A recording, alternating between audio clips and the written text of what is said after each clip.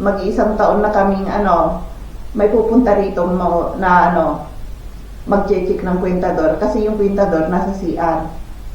Ayun. Kaya sinabihan kami, magbibigay sila ng ng notice kung kailan sila pupunta.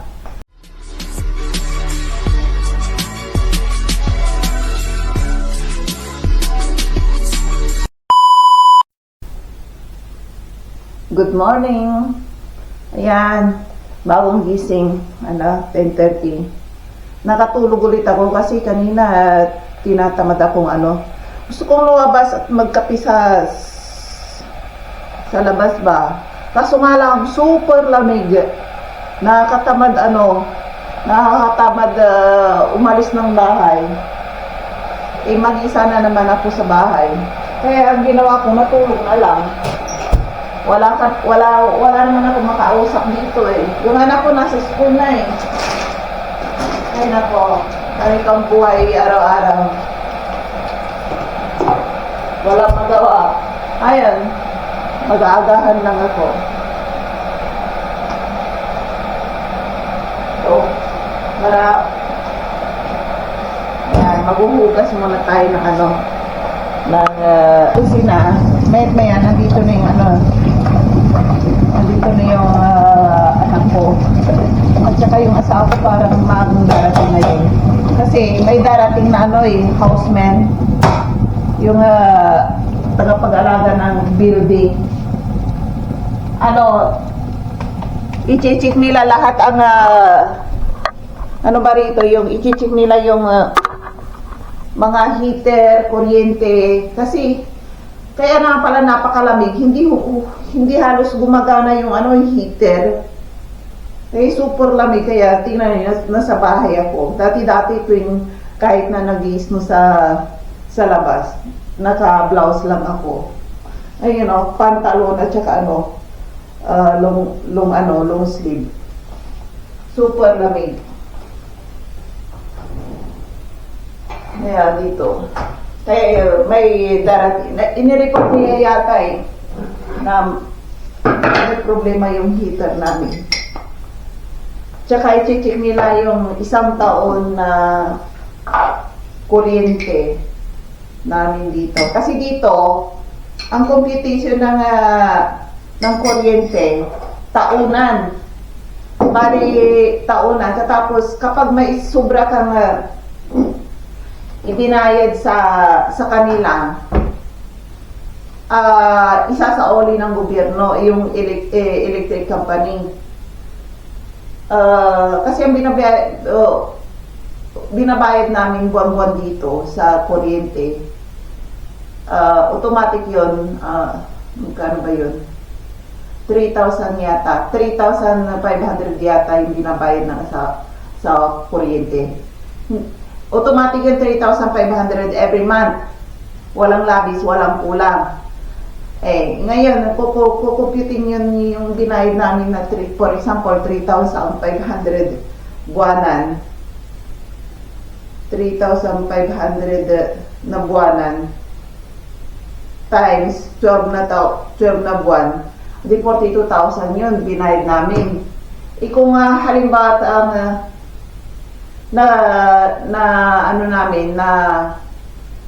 na consume lang namin sa kuryente is mga 30,000. Ibabalik nila yung 10,000 sa bank account namin. Ganon yun ang patakaran dito.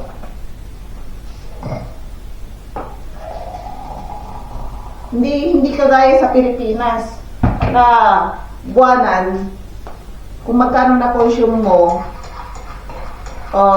yun ang babayaran mo. Dito sa building o apartment, mga building ka nakatira, kailangan ganun ang style. Kasi ayaw nila yung yung mga taga-check ng kuryente. Hindi sila pwedeng mag-check buwan-buwan. Kasi yung minsan walang tao kapag nag-doorbell sila, walang tao. Kung minsan kahit na may tao, ayaw nilang buksan. Kung minsan yung iba nasa work, hindi nila alam kung kailan available. I-appoint pa nila kung kailan sila pwedeng pumasok sa loob ng bahay. Kasi yung kwentador, hindi na sa baba. Ang kwentador nandito sa loob ng bahay. Iba sa inyo. Ayan, yung kwentador, nandito. Ito yung kwentador ng namin. Hindi ko alam kung paano bubuksan to. Asawa ko lang nakakabukas. Ayan, ganito ang kwentador sa Czech Republic. Nasa mismong, kung hindi sa sa CR, nasa bathroom. Kasi magkaiwala yung rito toilet at bathroom dito sa amin. Kaya yan. Ganyan yan. Andito yung yung kwentador. Paano kayo buksan to? Ayan. Ayan, ganyan lang yan. At hindi ko alam buksan. Pero lahat nandito. Nandito yung kwentador ng kuryente at water. Dito i-check. Dito iba. Pagkakalam ko dito kasi ilang beses na akong nakita yung mga nag-check dito nila binubuksan nila to. Sa Pilipinas yung kwentador nasa labas ng bahay para kung mag-check yung taga-check ng, for example, Meralco, hindi na mapasok ng bahay. Ay yung kwentador dito nasa loob ng bahay. Doon mismo nilalagay nila sa toilet yata o doon sa CR. Doon may malaking kwentador doon. Kaya ang ginagawa nila, kaya hindi sila pwedeng mag-check ng kuryente buwanan, yung kwentador buwanan. Kaya ang ginagawa nila, isang taon, isang beses lang silang mag-check. Pero buwan-buwan, automatic magbabayad ka ng, for example, 3,500 lang yun. Para magastos mo yung binayad mong 3,500, sobra or kulang. Nila yun, i-compute nila sa isang taon. Ngayon, mag-iisang taon na kaming may pupunta rito na mag-check ng kwentador kasi yung kwentador nasa CR. Ayun. Kaya sinabihan kami, magbibigay sila ng notice kung kailan sila pupunta. Ayan. Ipapakita ko yung notice kung kailan sila pupunta o appointment. Ipapaskil nila sa baba lahat ng building. Lahat ng nakatira sa building na to. Ganyan, maglalagay sila doon sa baba ng ganito. Ayan. Tapos pipicturean mo na lang. At sabihin nila kung anong oras. Ayun. Kung anong oras. Alas 4 to alas 6. It means, kasi hindi nila naman ma-check ang isang pintuan ng isang oras lang. Kaya nagbigay sila ng palugit na bawat alas 4 hanggang alas 6. Lahat itong building na to, i-check nila. Ayan. Kaya ganun ang patakaran dito sa Czech Republic. Ikukumpara nyo sa Taiwan din, ang checking ng kuryente. Magbabayad ka dalawang beses, isang beses lang. Dalawang buwan, isang beses kang magbabayad, pero dalawang buwan ang babayaran mo. Iba-iba, bawat country, iba-iba ang patakaran. Ang pagkakaalam ko dyan sa Pilipinas din, buwan na ng pag-check ng kuryente, ng mga Meralco. Sa Taiwan, dalawang buwan, isang beses silang mag-check. Dito, isang taon, isang beses silang mag-check ng kwentador mo. Pero, ang patakaran dito, kailan magbayad ka ng 3,500, yun. Ang babayaran mo, magastos mo man o hindi, ay sobra man o hindi yung binayad mo, i-compute nila sa isang taon, Kung sobra, babayaran mo. Kung kulang yon, magsisend sila ng message sa'yo na kulang yung binayad mo. Halimbawa, ang nagastos mo sa isang taon ng kuryente is 50,000. Ang binayad mo lang ay 40,000. Mag-add ka pa ng 10,000 sa account nila, sa Meralco. Dahil napatakaran dito. Ibang-iba, no? Kaya nung unang salta ko rito, nagtataka ako kung ano yun, yung sinasabi ng asawa ko. Sabi niya, sumubra tayo sa may babayaran pa tayo sa Meralco ng mga 10,000 o 20,000, sabi niya. Bakit? Sabi ko gano'n naman sa kanya, nagbabayad naman tayo ng buwan-buwan Ayun, sabi niya, buwanan lang yung rules na magbayad ka. Pero yung pag-check talaga ng kwentador, kung magkano ang nagastos mo, bali isang taon, isang beses lang sila mag-check. Yun. Ilang taon na hindi ko naintindihan. 12 taon na akong nakatira rito. Mga last year at saka ngayon, magbe-15 years na kung nakatira rito. Bali, 2 taon lang ako nakakaintindi ng gano'n. Kasi tanong ako ng tanong Tapos yung bilas ko rin, gano'n din. Sa ibang city siya, sabi niya gano'n. Malaki ang nagastos ko sa kuryente, sabi niya gano'n. Paano kasi, naka-open yung kuryente 24 hours doon sa baba ng namin, ganito ganyan, sabi niya. Nagdagdag pa kami ng ng 10,000 sa pagbabayad sa electric. Kasi lahat dito, isang beses chichikin yung kwentador. Hindi buwanan. Paano kaya pahirapan pa yung mga electric company na kumatok sa bahay kasi kung minsan kahit na nagbigay sila na ng notice na ganito,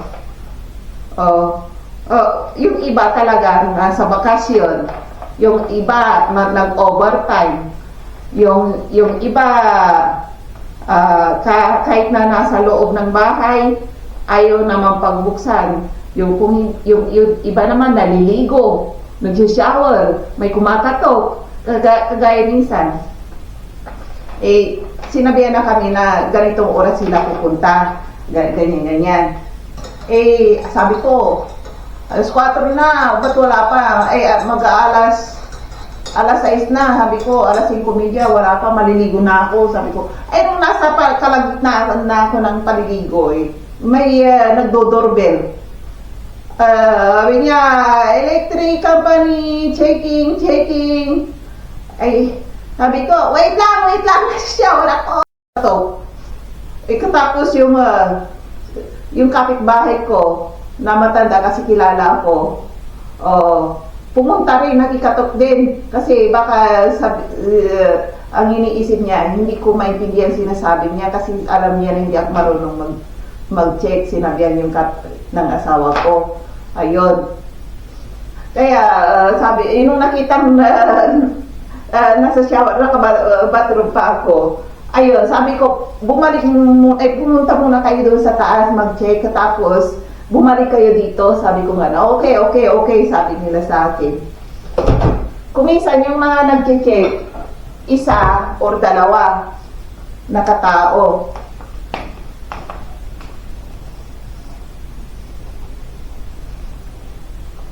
Kaya gano'n ang rules dito sa pagbabayad ng kuryente.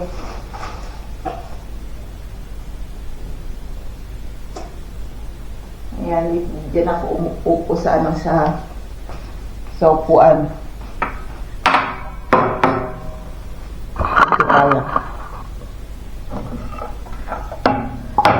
Sawa na ako sa pagkukomputer. Dito naman tayo, magkwentuhan tayo about sa mga ganitong mga patakaran dito sa Czech Republic. Karamihan dito na taga-Czech or mga Pilipina, hindi alam ang ganitong patakaran kahit na bagong dating. Kagaya ko, bagong dating din. hindi alam mga ganyang patakaran. Tanong ako ng tanong sa asawa ko kung ano ang mga yan. Nung ano, hindi ko iniintindi eh. Oh, hindi ko iniintindi ang mga patakaran na yan. Eh, nung tumagal-tagal na ako rito, naintindihan ko na rin. Kala ko kasi, porkit nagbayad ka ng 3,000 something, bayad ka na, hindi na wala ka ng utang sa electric. Ayun na pala, depende pala, yung 3,500, bali parang down payment lang yun, rules lang naman yun. Tapos tatanungin nila kung magkano babayaran mo buwan-buwan, kung 3,000 ba or 4,000 or depende sa'yo. Kung malaki yung binayad mo, okay lang yun. Para kapag sa isang taon na computan, yung sobra, ibabalik sa'yo. Yung kung medyo matakaw ka sa kuryente, magbabayad ka pa.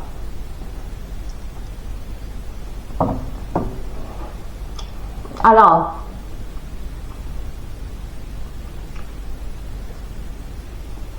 Pag dumating naman yung kuryente bill, ang ginagawa naman nila, hindi sulat yung minsan ang natatanggap eh. Nagsisend sila message or email, doon nila sinasabi na magkano ang balance mo pa. Ano ba yun? Pinapadala, ano ba yun? Pwede mong makita yung balance mo or utang pa. Kung may utang ka pa sa electric, makita mo sa website nila. Doon mo makikita lang. Doon ka rin pwedeng magbayad.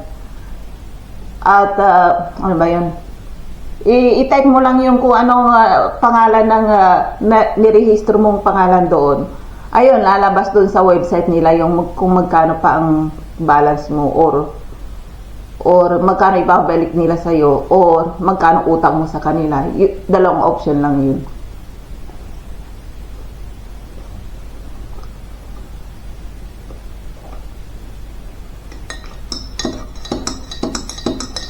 Diba? Ibang patakaran dito sa kuryente, diba?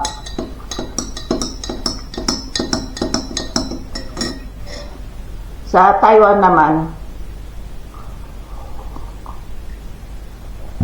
dalawang buwan, isang beses kang bayad ng kuryente. Minsan, yung anak ko, gumagamit yung aircon doon sa Taiwan. Tsaka yung restaurant niya, malaki ang kuryente niya.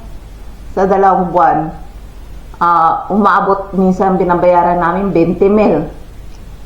Magkano yung competition ng Philippine piso. Kung minsan nagtitipid yung anak ko, 13,000. Sa lang yun tag-init. Ngayon, hindi siya gumagamit ng aircon, medyo mura. Kasi taglamig ngayon sa Taiwan. Shout out sa mga taga-Taiwan dyan.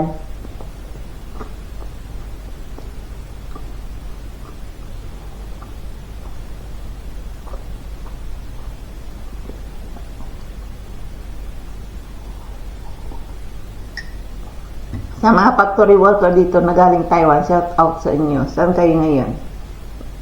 Mag-send comment kayo sa akin. Mga kababayan ko.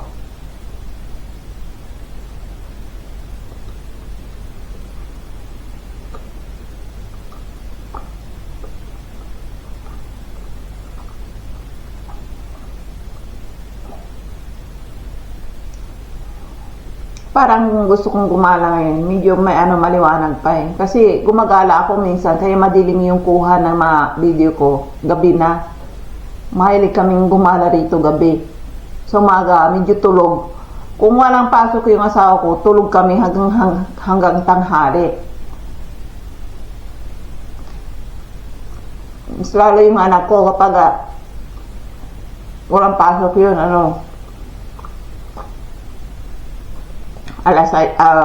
kahapon Mag-aalas 3 na ng hapon nagising. Anak ko, agahan niya alas 7.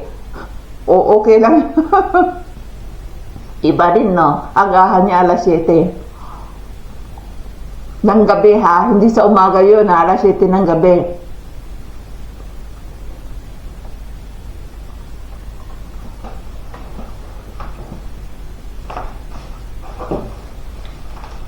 Ayun, yung nabili namin donut sa Makro, ubos din. Matako yung asawa ko. Tsaka ako, nasarapan din ako eh.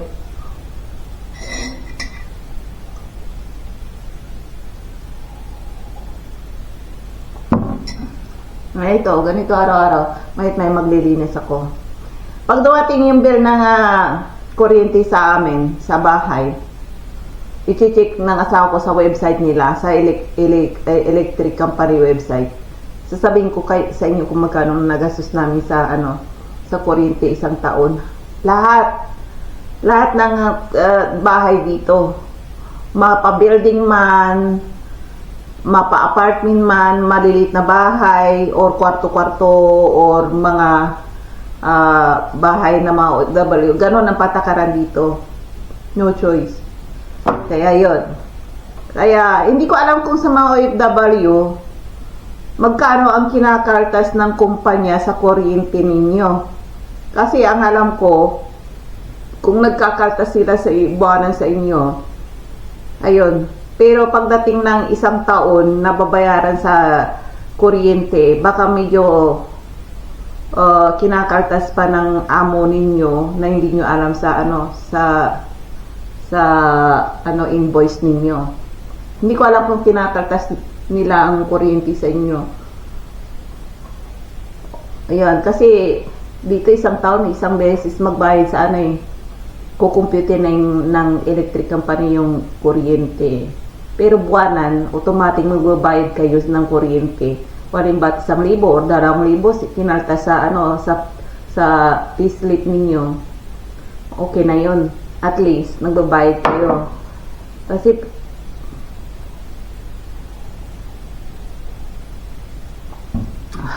ayun, nakalimutan kong maglagay ng gatas sa ano ba yun? Nakalimutan kong maglagay ng asukal. Okay na yun. Nakakatabay yung asukal kasi. Ayun, pagkatapos kong kumain dito, maglilinis ako, magmamap ako.